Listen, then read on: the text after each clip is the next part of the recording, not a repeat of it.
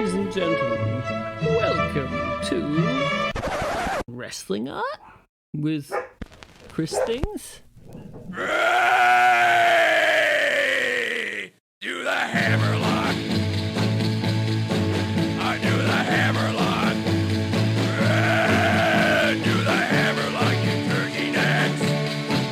Yeah, do the hammerlock! I do the hammerlock! Alright, ladies and gents, here we are again, another episode of Wrestling Art with Chris Things. I am Chris Things Brian, your host this week and every week, and you've tuned in for a good one. Yes, this is our very special edition of the show, the special sometimes food. That is the Wrestling Art Curator edition. Yeah, the one where I turn the spotlight around and I focus on a talented wrestling artist. We talk all about their practice, and this week I'm quite excited because I have IQWrestler on the show to talk about their practice. And the cool thing here is we're slightly moving over away from the visual art niche of wrestling art into video art for this week. I'm quite excited about that. A little bit of a change of pace for you, and I am honestly just excited to nerd out about IQWrestler's incredible wrestling highlight videos. Just some amazing stuff. But let's get over to that in a moment. In the meantime, I'm a little Chris Things monologue that I have here to start with. We've continued to kick on with our road to the new way of the blade, that being the AEW edition, that they're doing with a great team at Hybrid Shoot, and another little highlight they've dropped from the last book, that being a tremendous Mexican wrestling apuestas bloodbath between El Dandy and Pirata Morgan. Yes, a wrestling pirate. I would say possibly the greatest wrestling pirate. I don't know. I guess it's be up between him and PCO there. I don't know. I'll have to have a bit of a ponder about that one. And who are you to doubt? El Dandy. Yes. Amazing match from the late 80s. If you have not seen this was one that I got onto from Death Valley Driver days, back when I had their 80s watch-along project, and oh my gosh, just a absolutely tremendous match. Just gritty and gross and disgusting in all of the best ways. My God, there's not even much I can say about that one, but just watch it. It's a bloody great match. Pirata Morgan versus El Dandy, and then hopefully you can understand at the very least the illustration a little bit more. So I've had that. The other thing I think I mentioned in the past was chopping away at the old portfolio that I've been doing. So that has been a bit of an ongoing project, a little bit of a difficult one at times. As I mentioned before, it can be a little bit tricky sometimes to turn that magnifying glass onto yourself and your work, and to take a little look back and try to put into words, what it is you do good and why your shit is valuable, I guess. It was a bit of a tricky one, but I'm happy to let you know that I finally got it done. Yes, this last week I finally finished the update of the old portfolio. I had a special someone that I was basically doing it to want to send it off to them, and it I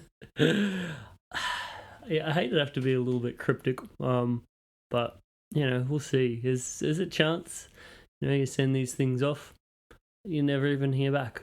So I don't know. We'll see what happens there. But I'll tell you what, it was one of the most nerve-wracking moments of my life. The moment of when I finally got that portfolio to where I was kind of happy with it.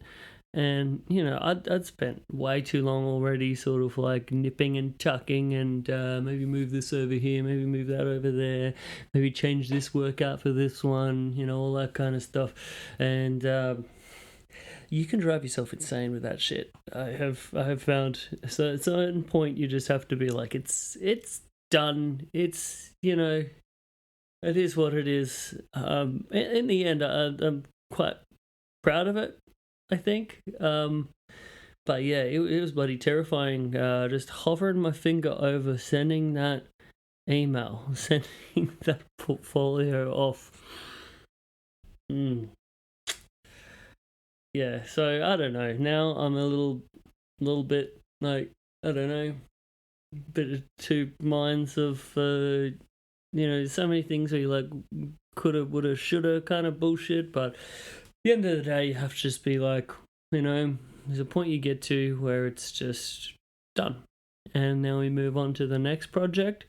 And I've got some exciting stuff coming up in the near future. Some very cool commission work that I'm real stoked to be working on.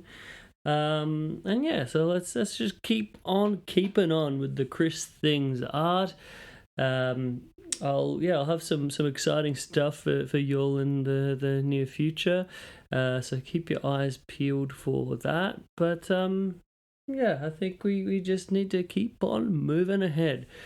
Keep on grinding, keep on getting work done, and most importantly, keep on making things. I think as creatives, sometimes we can get so in our head about leveraging this and posting that and all this stuff that sometimes you can even get a bit away from. At the end of the day, the creating is the important part. The making things. So, if ever we get to a stage where you're a bit too in your head, just bloody make something, draw something, create some art. I'm at a stage now where I'm like, I've sort of set a bit of a task myself. I am I'm starting a thing where I think I'm gonna hold myself to this. We create every day. Every day, I'm going to make something. Be that little or big, but every day.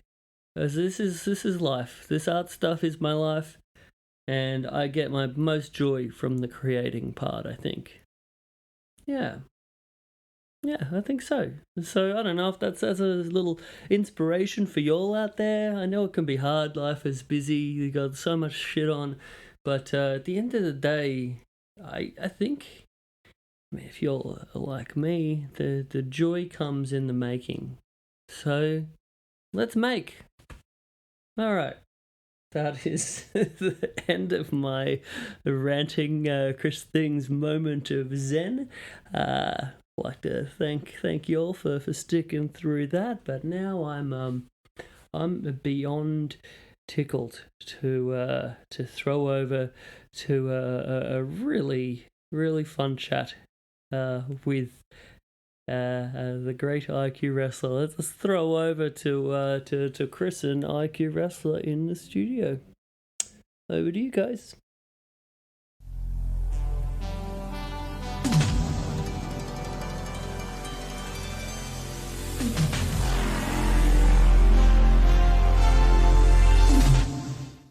Okay, ladies and gentlemen, I am very excited today for our latest episode of the Wrestling Art Curator series, and today we're doing something a little bit different. We're branching away from strictly the visual wrestling art into the world of video, and I am very excited to have someone on the line who is just an amazingly talented wrestling video highlight artist, someone who, for me, their work captures the true like a true mark of authenticity and just a total loving nostalgia for their subject matter.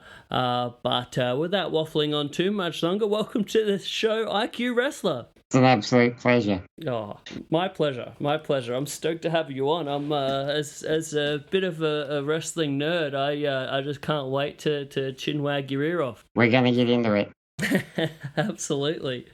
So before getting into anything else, I'll make sure to direct everyone to IQ Wrestler on Twitter, to IQ Wrestler on YouTube.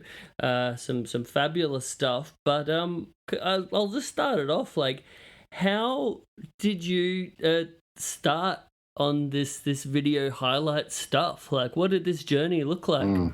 Well, it was probably about 10 years ago. And I was big in the MMA fandom at the time. And I remembered the old wrestling music videos. Mm-hmm. Like, because it was pretty big in like the early 2000s. But it sort of died out.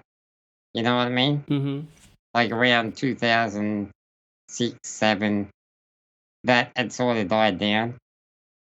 So I remember that, and I started doing that for MMA.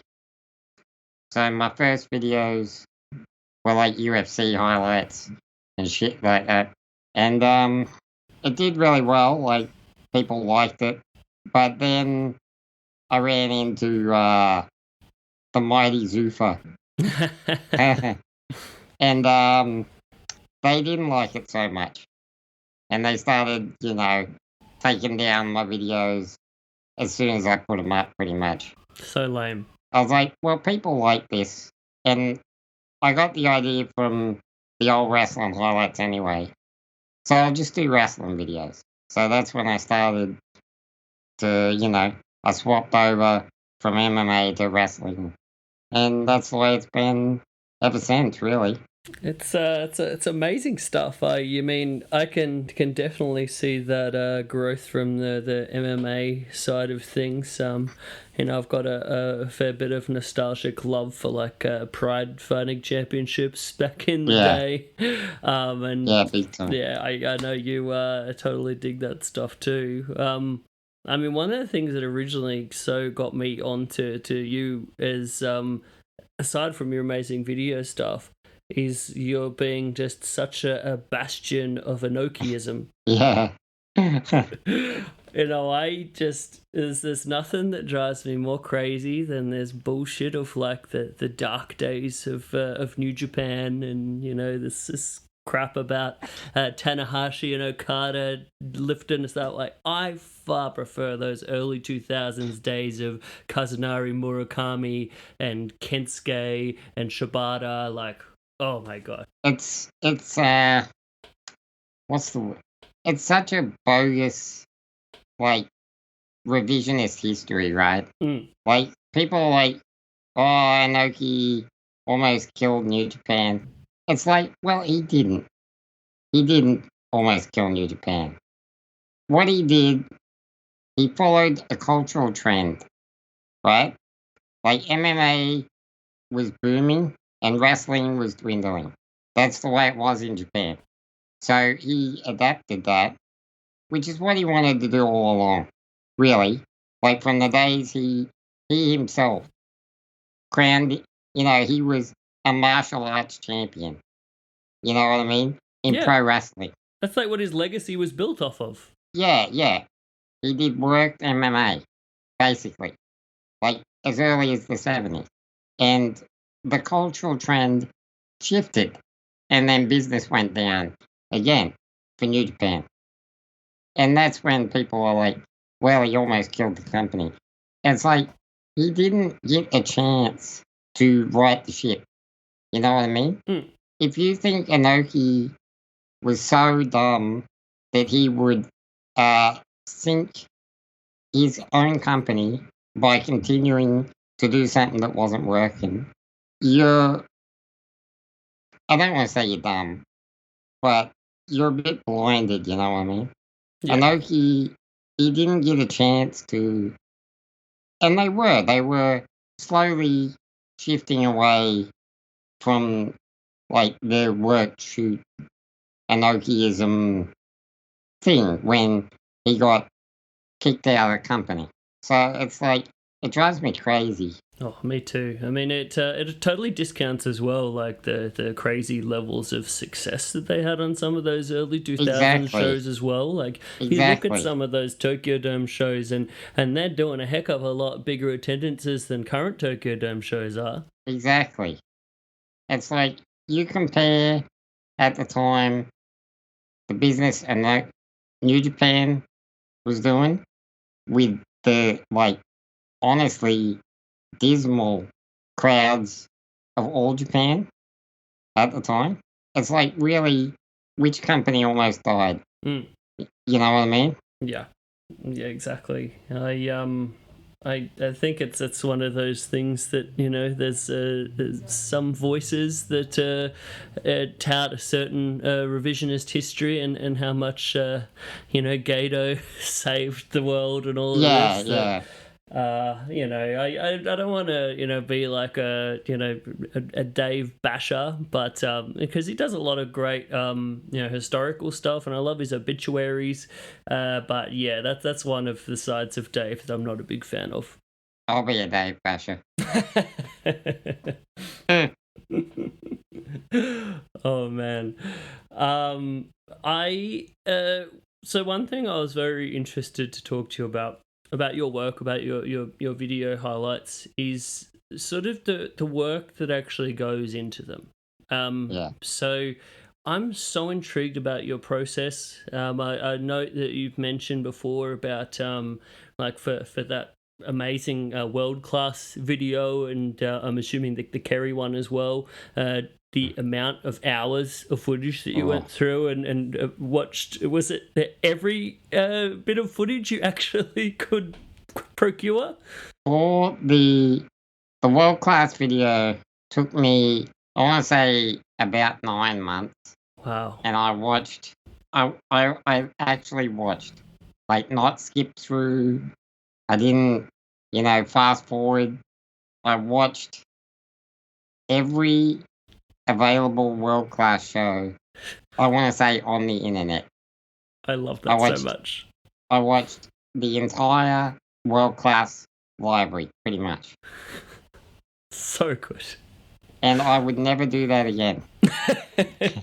Now, can I ask, your intentions of doing that, was that because you felt like it would, you know, lead to the best end product, or was it also sort of mixed in with just being a bit of a completionist? Because I know for my stuff, you know, a lot of the times when I'll do illustrations of matches, I'll go back and I'll watch the whole last build to the match, the hype, everything, purely just because I'm a wrestling nerd, not because it's going to have any effect at the end of the day. But how is it for you? Yeah, there's definitely like a completionist aspect to me, I think.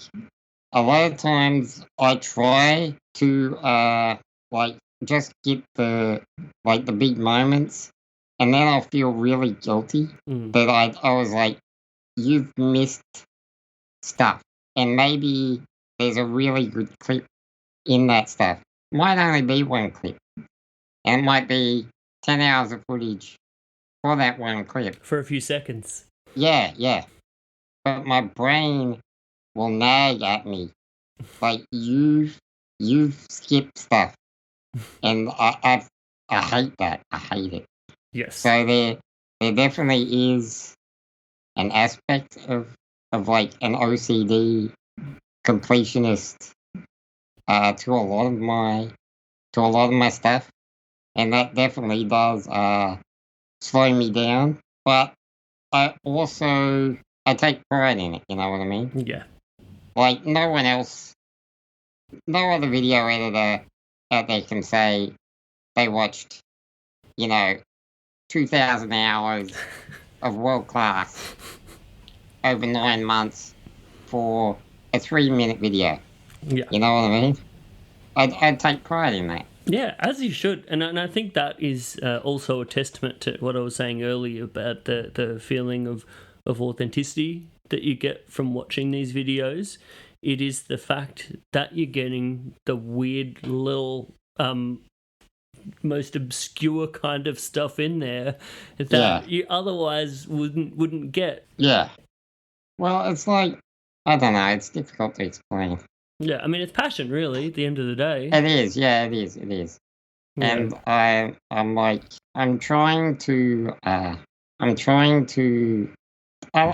like when people see something in my videos that they'd forgotten about, or maybe a moment of a wrestler they've seen for all their lives, but there's one, 5-second clip that I got that they're like, I'd never seen that before.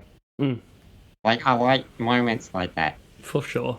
I mean, I think it also, I guess, has the opportunity to open people's eyes to these whole subgenres of wrestling that they'd never really been exposed to much before. Yeah. I think that's really cool. Yeah, it is. It's like going back to like the world class, like the clips they got in there of like Gary Hart getting a pie in the face. So good. Like that's not a moment people think of when they think of world class, but it is a great moment. Yeah, or like for that bit where with Buzz Sawyer with the grad blade job, and he's the bleeding head, just like looking at it and gesturing towards it and smiling, like so great. Yeah. Well, that's what I mean. Like, if you're just taking like the most talked about or most remembered moments, like Kerry getting the big win over Flair at Texas Stadium. Yeah, if you just take stuff like that, that's fine. Like, that is a highlight. But there's no element of like you said, like true nostalgia. Like true this is what this promotion or this wrestler was really like. Yeah. It's like you're capturing a tone almost. Yeah. Yeah, it's funny the parallels of the video highlight art in wrestling to the, like, for me, the visual art element of it. 'Cause it's almost like everything you're saying, it like has such a resonance to me. I guess, it's all art at the end of the day, right? Yeah, it's very similar. Very similar. That's why I love I've taken a real liking recently to incorporating visual art into my videos. Like, I've had, you on the Terry Funk video, and Shining Wizards on good. previous videos, and Redneck Kung Fu on other videos. Like, I love to incorporate artwork of my friends who are amazing into the video aspect of it, because, like you said, it is more or less a very similar thing. Yeah, for sure. And two absolutely incredible artists, illustrators there, between Redneck Kung Fu and Shining Wizards. Two people that I really dig their work myself. Two people I'd love to have on the show in the future as well. But that brings me on to my next thing. So I wanted to talk to you about that Terry video. So for those of you all that might not know, you brought up this concept for the Terry video, and the idea of mashing up that amazing, unforgettable moment of Terry's first retirement in Japan, the Forever promo with the Conway Twitty album cover. And as soon as I heard this pitch, I was like, my gosh, I need to do that.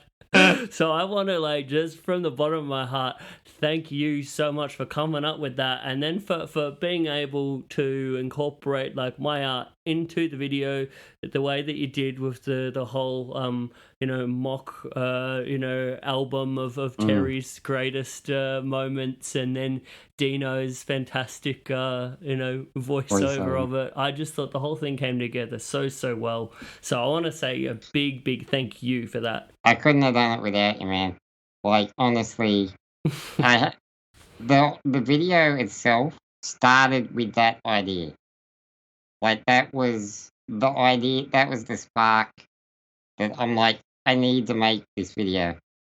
And it gnawed at me for a long time, and I almost got several other artists to do that artwork. Mm-hmm. But honestly, I think it was like, I don't know, like destiny, really, that you did it, because you absolutely just hit that out of the park, and you made the whole video. Like, if I couldn't have got that artwork done, I wouldn't have made the video. Oh my gosh! because I had that idea for like the infomercial, and that was the video I wanted to make. So if it turned out like I can't make this idea, I would scrap the video. Oh my gosh! Well, I'm glad that didn't happen, because it was a bloody tremendous video.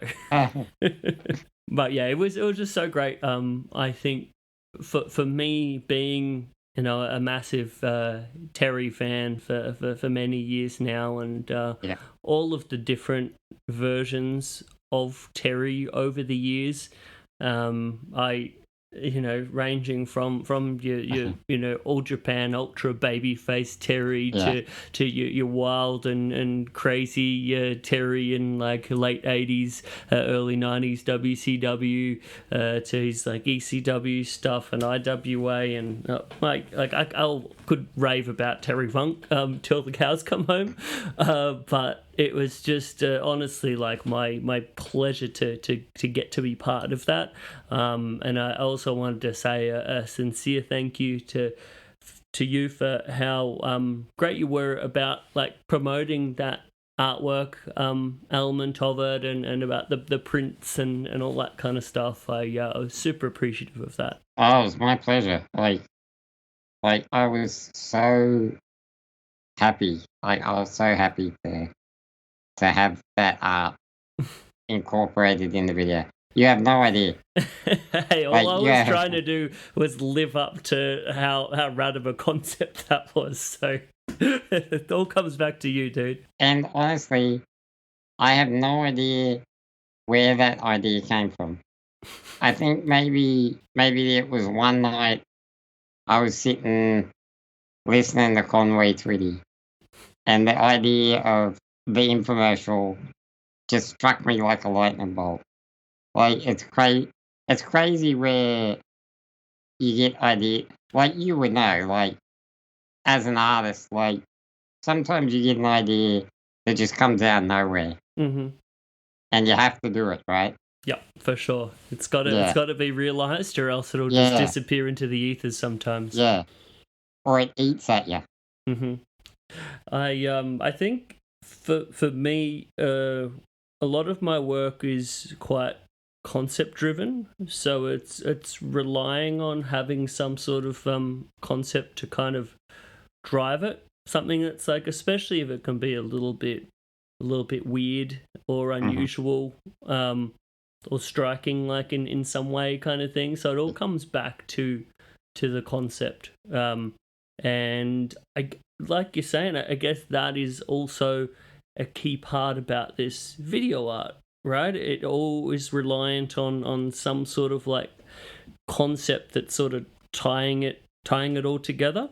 I can't speak for every video editor, like, obviously, but I feel like, because I've been doing this for 10 years, so it's quite a long time.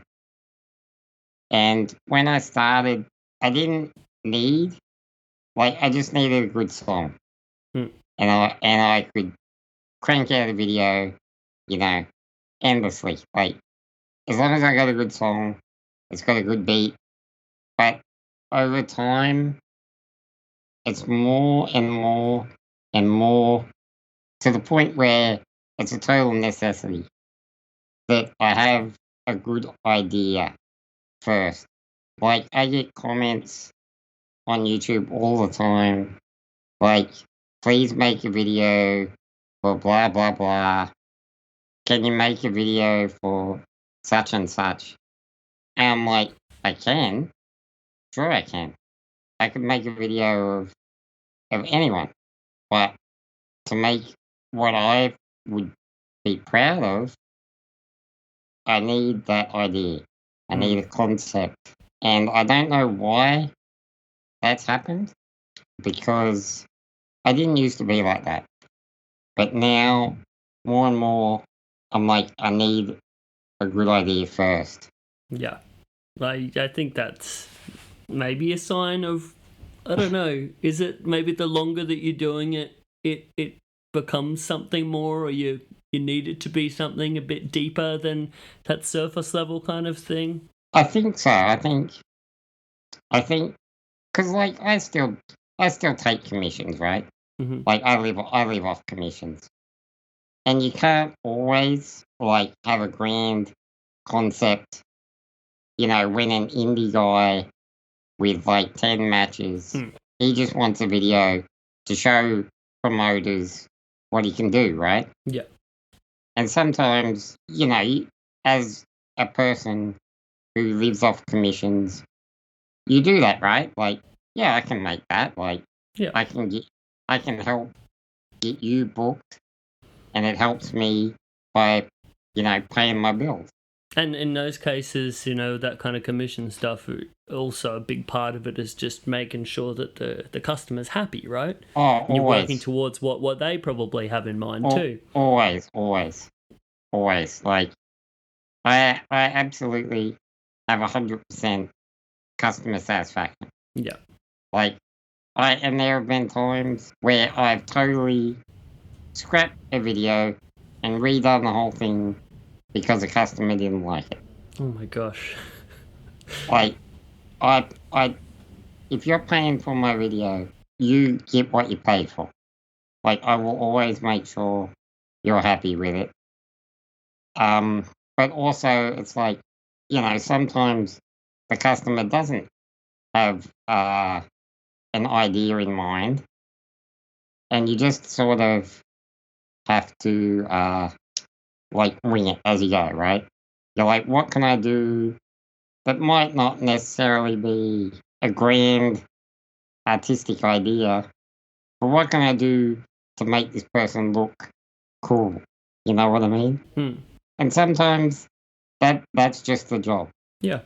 But like for the videos that I do, like for myself, like the Terry Flint video, the ones that aren't, you know, a commission, I need that idea now. Yeah. I really like that. I on the sort of like especially indie wrestler highlight video kind of stuff. This was something I was talking to a worker friend the other day about, and we were saying how much wrestling has changed, especially indie wrestling, and it's become so I guess reliant on you know, highlight videos.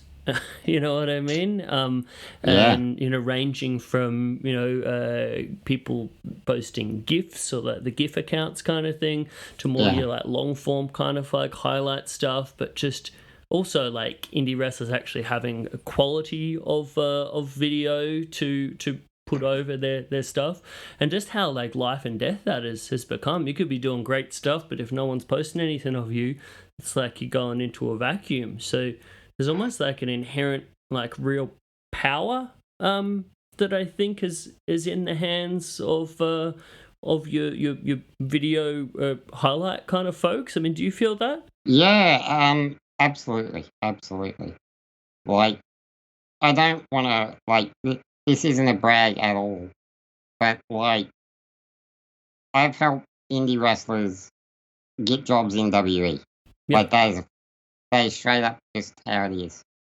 And I think I think for the first time in history, it is a necessary skill for an indie wrestler to learn how to put together their own videos. Mm-hmm. Like that is such a crucial thing now. Like it might not be a highlight, but if you can post promos that you've done to Twitter, that's huge. You know, it's a necessary skill now, and it's never been like that before. Never. And it's crazy. Like I have no idea where where it came from. Because when I started doing I was about oh 5 or 6 years into video editing before I ever got anyone who was like, "Can I pay you to make a video of me?" Right. So I'd been doing it for 6 years, and no one ever offered to pay me to do a video. And then suddenly it's like I do one, and then a week later it's another one, and it's just grown in the years since. And yeah, it's totally just it's. I think it's with. I think it's because of how essential Twitter is to indie wrestling. Mm. Like it's the most important tool an indie guy can use is Twitter, right? Yep. So it's just sprung up from that, and it's you're right. Like it's totally like, and there's so many video editors out there now who who are doing videos for indie guys. You know, it's crazy. Yeah.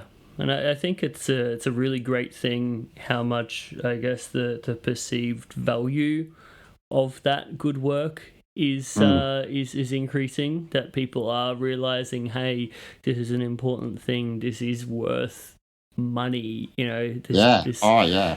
I think it's really great. It's funny because in some ways, like you know, highlight videos, music highlight videos have always been a key part of wrestling. You know, going back to like, Yeah. I was a big nerd for a lot of those Watts Mid South tapes back Yeah. in the day, and Memphis.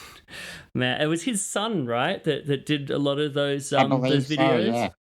Yeah, I believe so. Incredible stuff. Memphis was big on the music video too. Mm. Like they cranked out some they still hold up, like a lot of the Memphis ones Oh, that they absolutely. did on like Jerry Lawler, and they'd have like the Fantastics or whoever come through and do a music video. Like, oh, it's so good.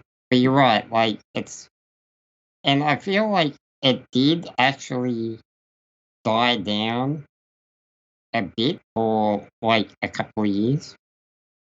Like after when WE sort of stopped doing them, you know what I mean? Yeah. Because that when they stopped doing them, it did sort of die out a bit. Because like I said, that's when I sort of came into it, and there weren't a lot of editors then even making like fan highlights.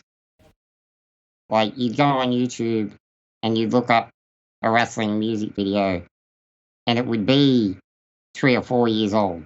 You know Yeah. what I mean? Or like the ones where it's like top 20 moves from, I can't remember the dude, Yeah, Suicidal Dragon or whatever. yeah. Top 20 moves. Yeah, But I mean, that's one thing that I will put over Kevin Dunn for, I guess. You know, his highlight videos from back in the day, if you know, WWF, late 90s, early 2000s, that stuff still quite iconic, right? oh yeah, yeah. Like you have so many.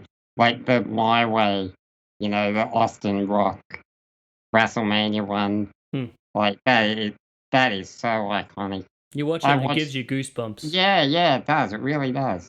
Like, and that is such a testament that video is like, 20 years old, and it can still like elicit that response.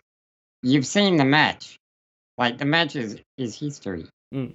But you can watch that build-up package for it, and you can be like, God, I want to see that. You know what I mean? So good. That's the magic of this video, really. It can take you from, being like, oh yeah, I watched that. Oh man, I really want to watch that all over again. Yeah, exactly. Exactly. So good. One thing, like you mentioning, sort of the commission jobs that you get. One of the things that you've done that I was such a fan of was the video for Bloodsport and Josh Barnett. I thought, you again captured like the whole vibe of Bloodsport and the shoot style kind of like thing, and like the Kumite kind of like vibe so well. So I was just intrigued about what you can say about sort of the process of that. I've had mutual friends that have had some stuff to do with Barnett, and they have nothing but great things to say about the dude. I'm a big fan myself. All right, I'm gonna let you in on a secret. Oh, and I'm gonna spill the beans. All the videos I've done for Bloodsport, I've done for free. Right. And there is a very good reason for that.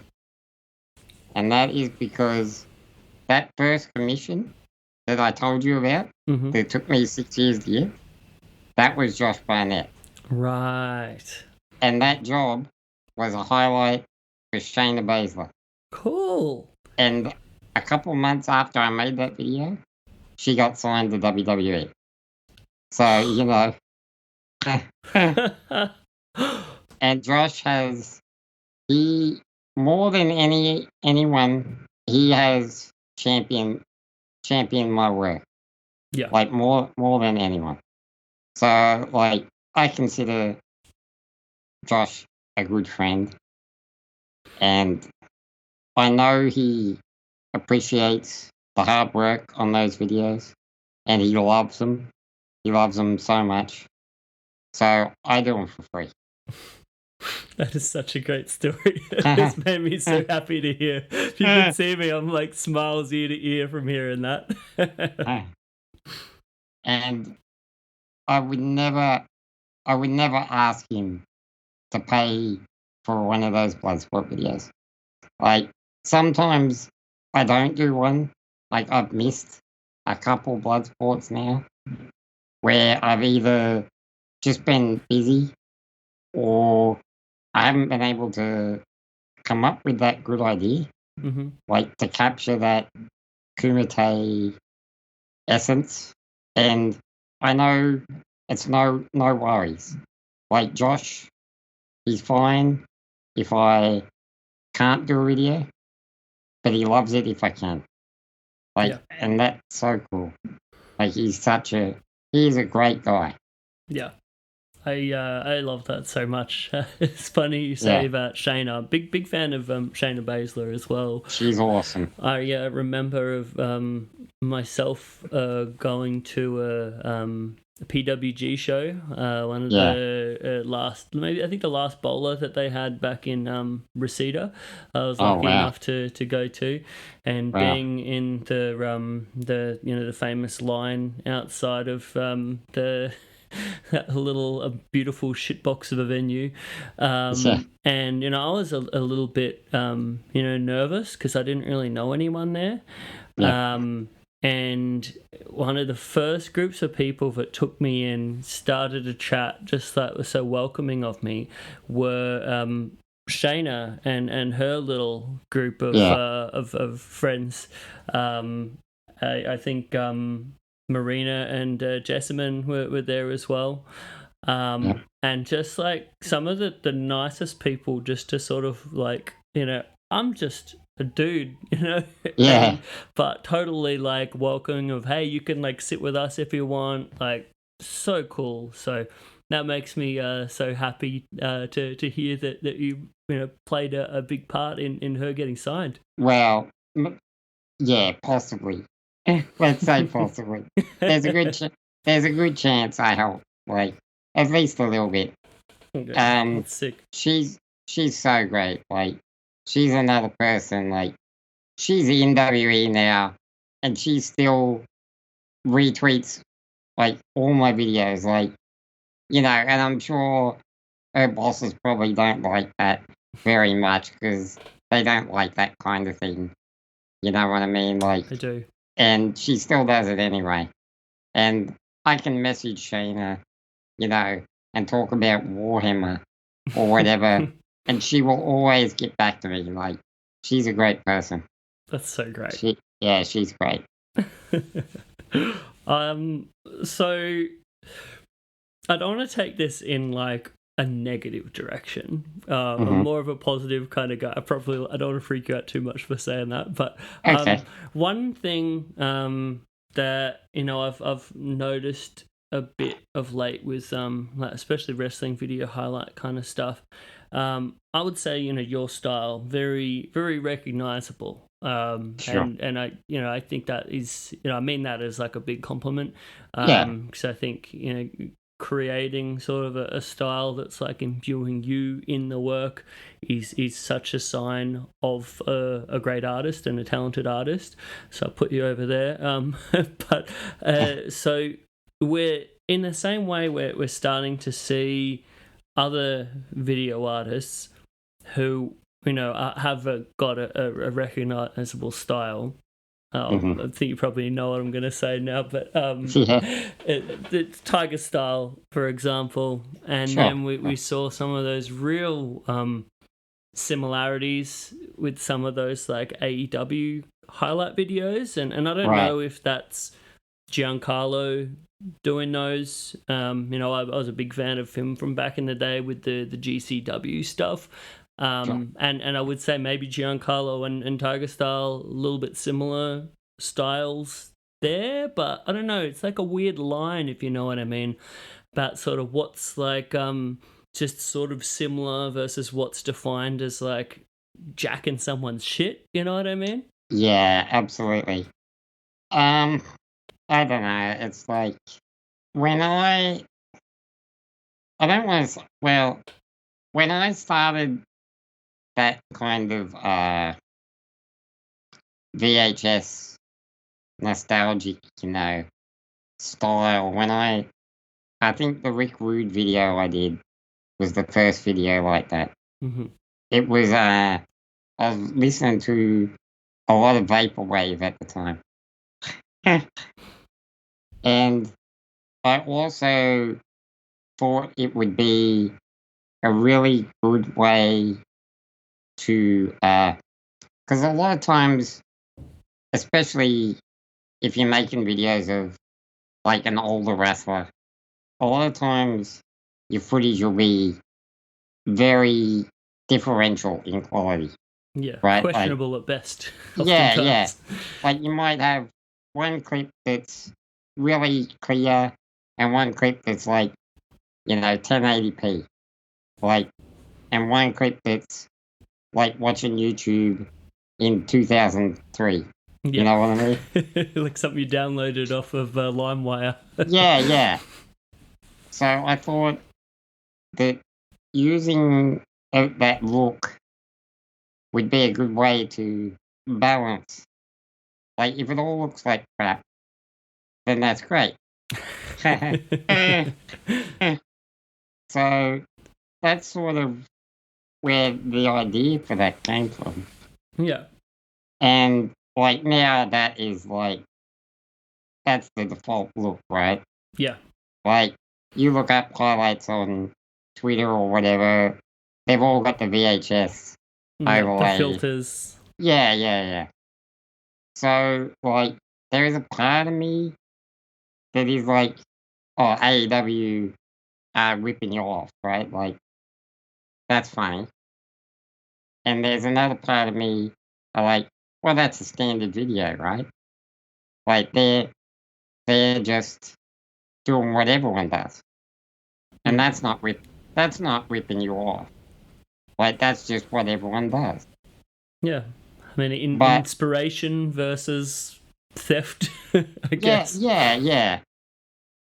But where I really felt like they were copying my style was with the way they, like, made the video in the style of, like, an old territories thing, right? Like, it looks like an old WCW, like, intro or ad, like, and that I felt was like, yeah, definitely, definitely been watching some IQWrestler highlight. Yeah, a bit more direct. Yeah. And, like, I'm so past, like, people, like, being upset if people copy you or what. It comes with the territory, right? Like, art inspires artists. Like, I have inspirations that I've copied shit from, like, straight up. And, it just comes with the territory of, like, someone sees you, they get inspired by it, they want to make something like that, right? And that's great. Like Puro Wave, Yeah. a legendary editor in their own right. Love their stuff. I mean, I get a lot Yeah. of enjoyment from watching a lot of their. Yeah. But back in the day, when you could, Puro Wave messaged me on YouTube and was like, I love your videos. I'm going to make my own. And I was like, go for it, man. Like, that's great. Like back then, no one was, there were so few editors back then. I was like, oh, great. Like, another person. Yeah. So I encourage Puro Wave and look at their success. Yeah. Yeah. Wow.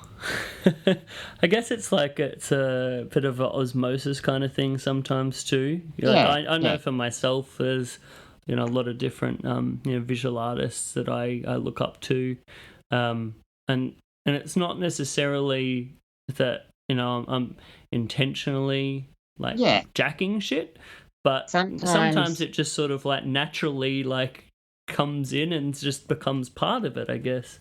Right, like you internalize it, right?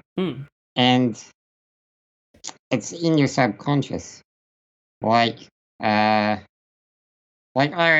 get a lot of my inspiration from film, like from movies. Yeah. And I'll see something in a movie, and I'll think, I'm going to try and do that in a wrestling video, and it's good. Like, I think that's great. Like, and it motivates, like, me personally. It motivates me to not be stagnant. Like, if I see everybody out there doing the VHS thing, that's when I try to evolve, right? Yeah. Like, I'm like, well, everyone's doing that. I'll try something different. And that's the only thing like any true artist can really do. I think there's a thing that I find, especially with visual artists, that some people sort of sometimes come upon a certain style or a certain niche or whatever it is, a motif, and people really kind of dig it. And then some people seem to be like, well, that's all I do now. And they just keep hammering into that. And it's like, sometimes never feels like it evolves kind of thing. But I think the mark of the artists that I really dig are the ones that they might get that kind of thing, but it's always evolving within what they find interesting. And that's what keeps it alive, I guess. Exactly. And, like, not everyone has been making videos for 10 years, you know what I mean? Like, if I spent 10 years just making the same video, you know what I mean? Like, that's not interesting to me. Like, I would rather go do something else. if I had to do that. Yeah.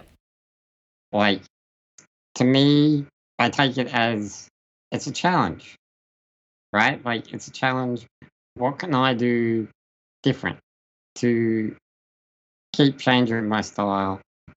And there's better video editors out there in terms of like technical video editing skill.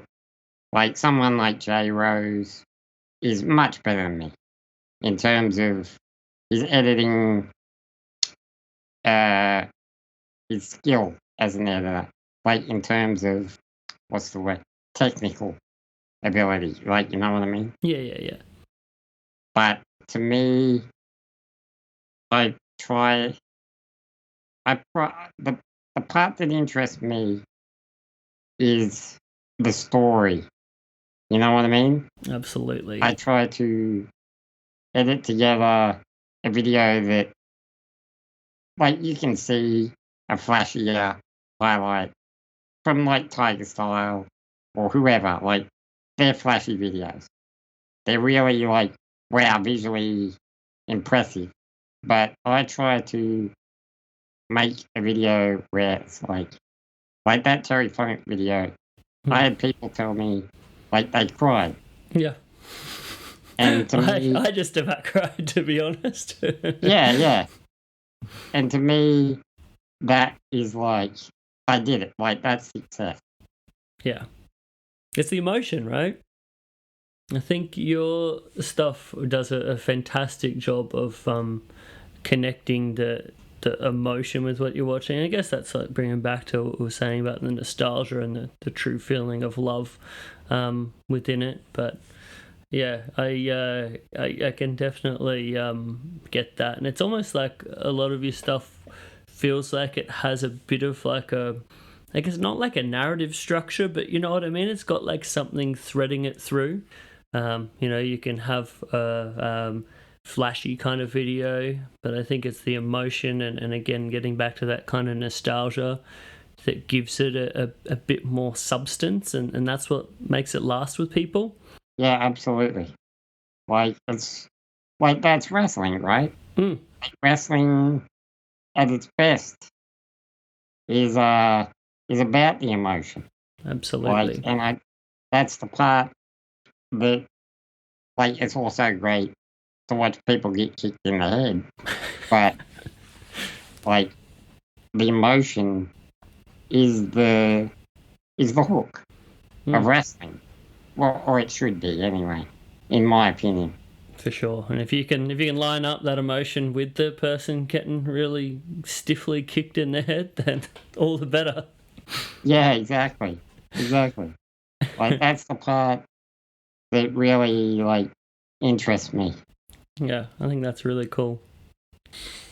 So one thing that I noticed recently that, and you don't have to talk about this if you don't want, but I thought one of your best videos that I really dug was the Kevin Sullivan one, and I found that whole, like, every bit that I've seen of that Florida run with like him and Woman and just some really like ahead of its time kind of stuff, just so fascinating. And so cool, and that video he did just captured that coolness and everything about it so well. And then lo and behold, we see we're talking about sort of the stuff being jacked in a sort of inspirational sense. This is a bit more overt. Your actual some of that highlight video excerpts of it were used on WWE television without them reaching out to you for permission or anything? Okay, so that was actually, like, it was a pretty big misunderstanding. Okay, I'm intrigued. So Karrion Kross, he made that video himself, right? Oh, I had no idea. No, I didn't either. It was just something he had done for fun, right? And like, he still he still didn't ask if he could chop up my video, which he apologized privately. He apologized to me. Right. So that's all cool. Like he said, it won't happen again. I'm sorry I didn't ask. Right. But WE made him take it down anyway, so because they didn't like it for whatever reason. So it was basically a big misunderstanding. Right. Okay, that makes a lot more sense now. Yeah. Okay, that's good. That makes me a bit happier than hearing. Yeah, it's all good. It's all good. I love Killer Cross. Like Yeah. he's a great. Like people shit on him all the time. Like he's a great guy. Like he's another guy who's like I can't really talk about it, but the things he's done for me in private, like are way above and beyond, normal Cool. to help me out. He's a great guy. So we're all good. It was just a misunderstanding. Okay, that's good. I remember seeing him on. I got to go to the that Jersey blood sport that they had a while ago, and he was on that card. And I thought, especially in that kind of setting, there just seems so much interesting stuff that you could do with a dude like that. So I think there's a lot of potential there. Yeah, he's a difficult character for WE, right? Like they don't really like that kind of dark, edgy. You know what I mean? They've never taken to that kind of character. So, him try, especially when Vince was there, it was really hard for him to get his, and he's a very he knows what his strengths as a character are, right? Mm-hmm.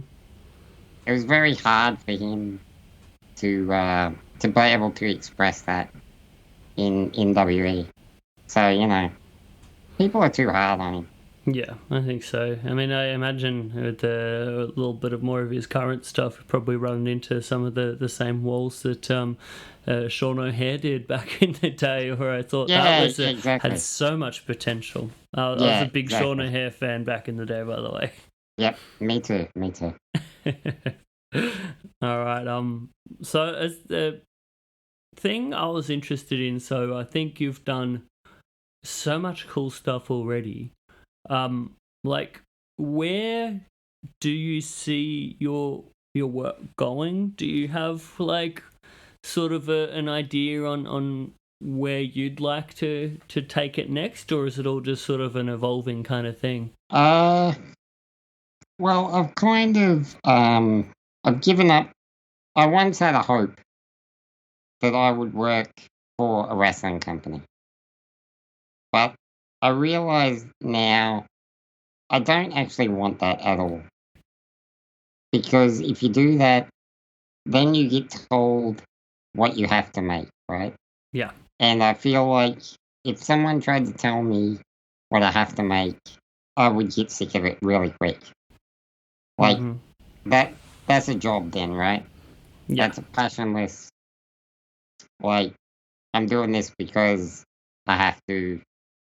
So I've given up on that goal. I don't actually, if I got offered a job now with TNA or whoever it might be, I think I would probably say no.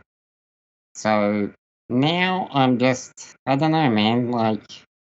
I'm just seeing what happens, really. I've been doing it. It's a long time. I've made well over 100 videos, all up. I have so many videos that people haven't even seen. Yeah. Like commissions I've done for indie guys, that don't get seen. I've made videos privately for people in places like WE where, the video is just for them. They just wanted, something to remember a match or something that they had. So I've like a lot That's of so work. cool. I have a lot of work that is unseen by the public.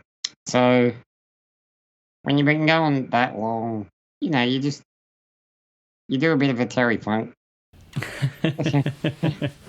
You just see where the wind blows you next. You know what I mean? I love that. I mean, I guess it's like it's the passion that's just driving you along, and who knows where that passion is gonna blow you. Exactly. Like I am still so passionate about it.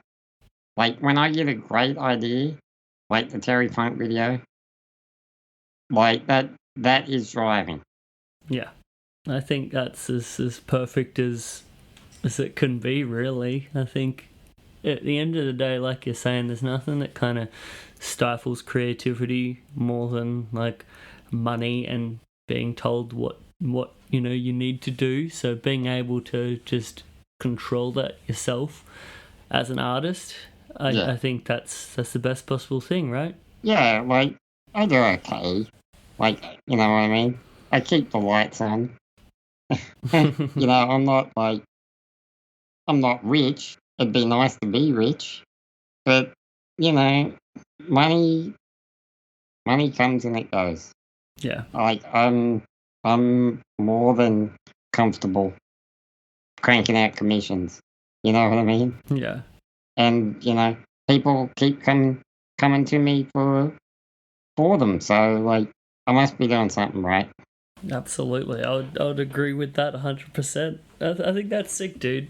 I as a final little thing, I don't know if this is going to be easier or tougher for you to answer, but I normally ask people like from a visual art perspective, who's their favorite wrestler to draw. For you, like, is there someone that is your favorite to make highlight videos of, or someone that an ongoing kind of thing, just there's like a level of love there that you'll never get sick of kind of thing? Well, oh man, I loved making the Vader highlight. Oh my gosh, I love that one so Oh man, much. I had so much. That was such a fun video because I didn't even. There was another video like I didn't fast forward or skim through anything like, and I didn't want to. Like I just wanted to watch Vader, you know, beat the crap out of people, and it was so much fun. So That was good. a great one. Sid's another guy. Oh, great. Like I made 2 highlights of Sid because it was so much fun. So good. 2 very good answers there. On the Vader one as well, I was raving about that one to one of our previous visual artist guests, Jonathan McBurney, who he really enjoys drawing and painting Vader. And I sent him a link to that one. I just got so much joy out of it. It's a great one, right? Like that is one like a lot of my videos, I'll watch them a couple times after I've just made them, and then I won't want to watch them again. Like I have a weird thing where like my older videos, I'm like, oh, like I nitpick myself. You know what I mean? I think that's very natural. Yeah. But that Vader one, like I can watch it 100 times, and I'm like, dude, you did such a good job. That video kicks ass. Yeah, I agree 100%. So good. All right, dude. I'm so appreciative of your time. I had so much fun having this chat today. Me too, man.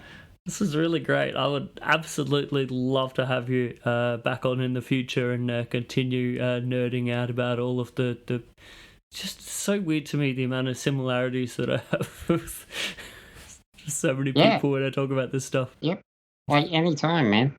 I'll be back. I would really love that.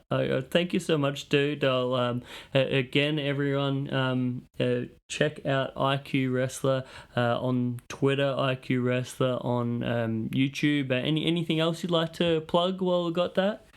The Patreon. That's about it. It's Patreon/IQHL.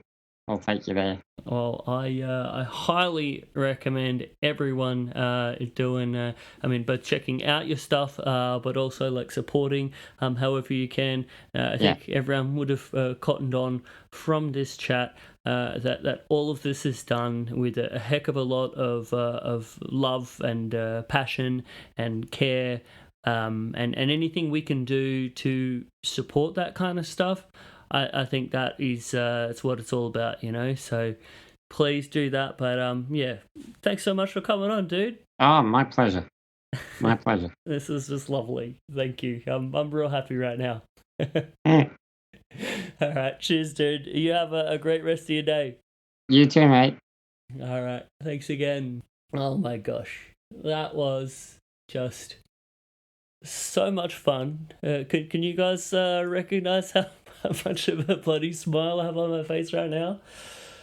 Oh gosh, yeah, seriously, check out all of IQWrestler's stuff. So darn good. Probably get you going down a whole bunch of different like rabbit holes of different wrestling goodness out there.